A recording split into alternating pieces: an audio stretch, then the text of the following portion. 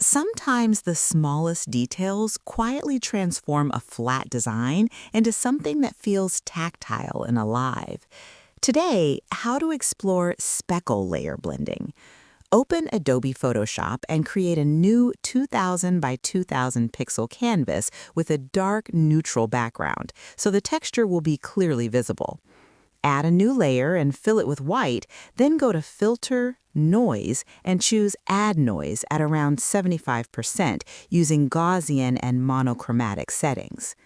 Press OK and open Levels from the Adjustments menu.